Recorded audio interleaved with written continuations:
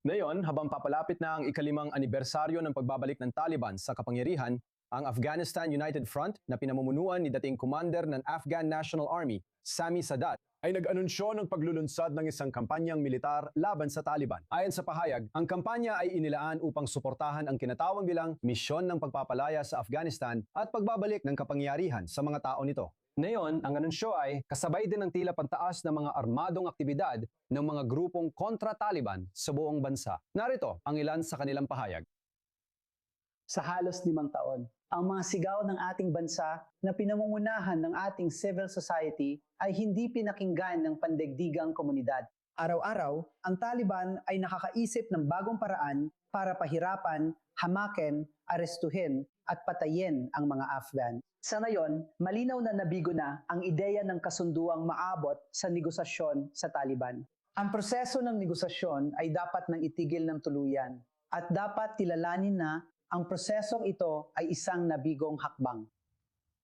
Kasama natin mula sa US dito si retiradong Teniente Coronel Will Selbert, West Army, kung tama ang pagkakaalala ko. Will, itama mo ako kung mali, pero siya ay isang retiradong opisyal na dalubhasa sa mga usaping panrehiyon sa ibang bansa at contributor para sa Foundation for Defense of Democracy's Long War Journal at marami pang iba dito. Mahirap makuha ang mga taong tulad nila. Mahirap din ilahad ang buong resume mo dito. Kaya hayaan namin itama mo ang anumang pagkakamali ko sa madaling salita. Isa kang mahalagang panauhin sa paksam ito. At salamat sa pag-imbita sa akin. Salamat sa pagsama mo dito sa amin. Tingnan mo, ano bang ginagawa ng mga taong ito? Talagang kapansin-pansin na 5 taon na, mag-6 na taon na mula nang makuha ng Taliban ang kapangyarihan dito. Meron pa ring lehitimong mga natitira mula sa dating gobyerno. Sino-sino ang bumubuo sa grupong ito?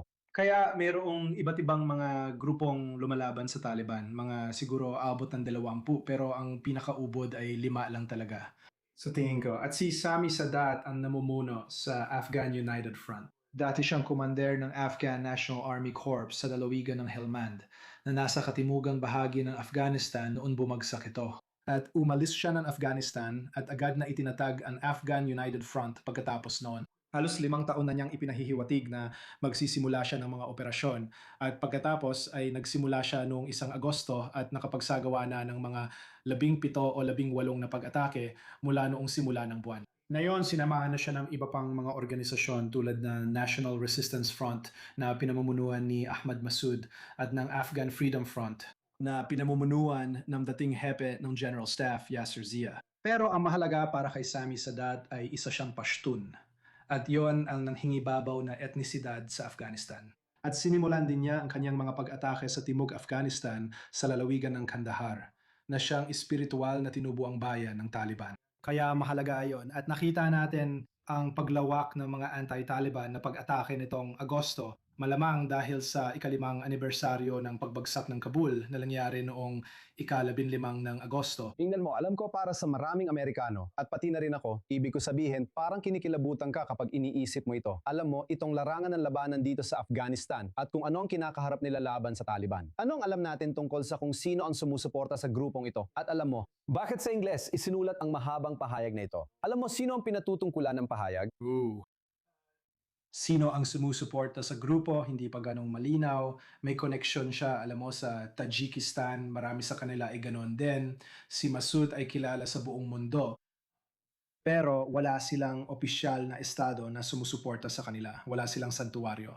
Kaya ang tunay nilang layunin, at ito ay 5 taon na mula nang mamuno ang Taliban, ay alam mo, subukang lumikha ng isang uri ng lugar kung saan sila ay may kalayaan sa pagkilos, sarili nilang teritoryo sa loob ng Afghanistan, isang malawak na lugar kung tutuusin. At nakita natin itong nakaraang buwan na nagsisimula ng magkaroon ng kaunting pag-usad sa ilang lugar sa hilagang silangang bahagi ng Afghanistan sa isang probinsya na tinatawag na Badakhshan na malapit sa hangganan ng China na nagawa nilang magkaroon ng kaunting puwang para makakilos. Pero masasabi ko lang na lahat ng mga grupong ito, hindi sila nagkakaisa, wala sila sa iisang pamunuan, kanya-kanya silang kumikilos, paminsan-minsan lang sila nagkokoordina.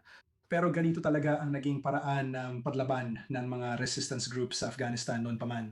Kaya hindi ito bago o kakaiba na makita silang kumikilos ng ganito. Tingnan mo, ang Taliban, sa palabas sa tingin, parang napanatili nila ang katatagan o kahit papaano mahigpit ang kontrol nila. Pero may mga banta pa rin. Ibig kong sabihin, may mga kinakaharap sila. Nandyan ang ISIS sa rehiyon, ISIS-K, ang mismong militar ng Pakistan.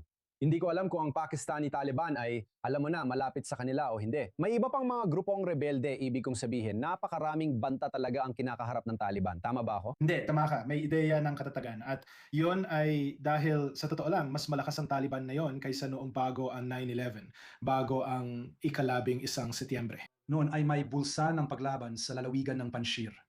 Pero ngayon, iba't ibang suliranin ang kinakaharap nila.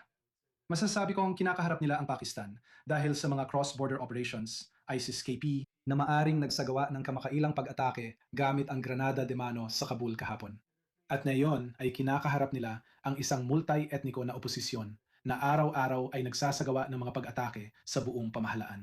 At hindi lang ito tungkol sa Taliban. Sa tingin ko, mahalagang bigyang diin yan. Ang United Nations Sanctions and Monitoring Team na gumagawa ng maraming ulat tungkol dito ay nagpakita na may mga training camp ng Al-Qaeda sa 12 sa 34 na probinsya. At ito rin ay pinagtataguan ng Pakistani Taliban. Kaya hindi lang Taliban ang naroon, meron silang iba't ibang jihadista grupo na halos malaya ang paggalaw sa buong bansa. Will Selberg, nakakatuwang makasama ka namin. Magandang usapan ito. Salamat sa pagsama sa amin mula pa sa Austin. Sana makita ka ulit Maraming namin sa salamat. programa. Salamat.